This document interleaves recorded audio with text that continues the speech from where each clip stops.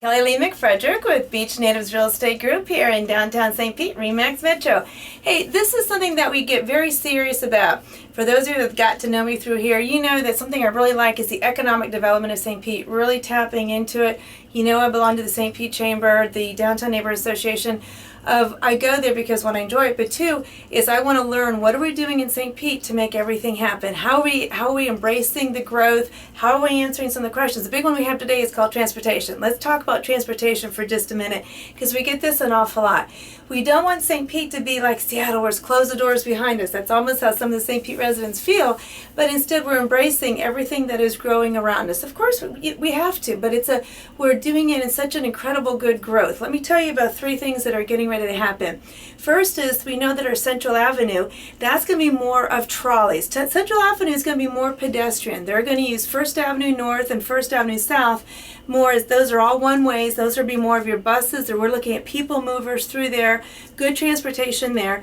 And your Central, as we know, is being divided into districts. Your warehouse district, of course you have your restaurants, your arts. So there's some great districts, and they're already doing tours of some of those districts. My favorite one is in the warehouse district, which is with all the arts. But we're making it people-friendly pedestrians. And the other one is we're going to be having 113 miles of bike trails available here within the downtown area and their surrounding areas. So you're going to have 113 miles. So I say 113 because those are going to be able to use by bikes you can rent by the hour. Wow. So again, if you just want to come here for the afternoon and you want to rent a bike, you don't have a bike, or everything is to embrace the students and the residents who live here. Of how do we get along well together?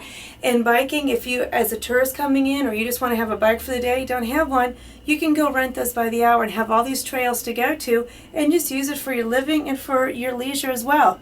And something else too, Enterprise is coming with us.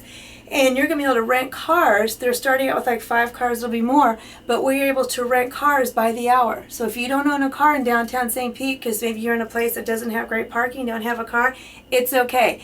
It's for folks who, again, of all age groups, but who don't need a car all the time because you're very, very pedestrian friendly. You can rent it by the hour, get all your errands done, your groceries, things like that, bring it back, you're good to go.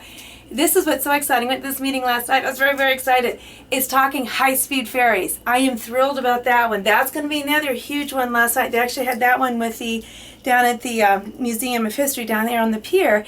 And we're bringing in the huge group, global group that manages all the ferries basically throughout the whole world. We're talking Singapore, we're talking Seattle, and the one that goes from Fort Lauderdale down the Keys. All of these huge. They manage many transportation of these ferries. They even do the one for the Statue of Liberty. So what they do is they manage how they're being run, who's the manpower, they do the permits, they look at in terms of is this a safe passage, what's the best way to take these people, what is the demographic, what's the population there. So we're going to start with kind of some Tampa to Tampa runs, but then they're going to take those and start running those from Tampa to here to St. Pete. You know, I raised my hand. I was so excited because because people are complaining a little bit about parking. We live in a downtown area where people want to be, but how neat. You can actually be in Tampa, come here for the day, go to some of our special events. This will start to, of course, it'll be about a year in the making, but they'll be able to migrate more of saying this is a great study, and the people who are in charge of this are absolutely amazing. Our St. Pete Chambers, of course, embracing this. And of course, for all of our events, you can have people from Tampa coming here doing the events, or I would like to see it even more of kind of during some of the daytime where come here, shop, have dinner, go back. But it's going to be between the hours that they're ferrying some other folks that are having on some work schedules from here to MacDill Air Force Base, some other ideas. So just know that transportation will never be a problem. We're going to be adding parking, and we're going to make sure that as we continue to grow, your transportation is number one right in the minds of the people who are doing economic development in St. Pete, because we want everybody happy, we want everybody comfortable, and that you'll never feel crowded. Thank you.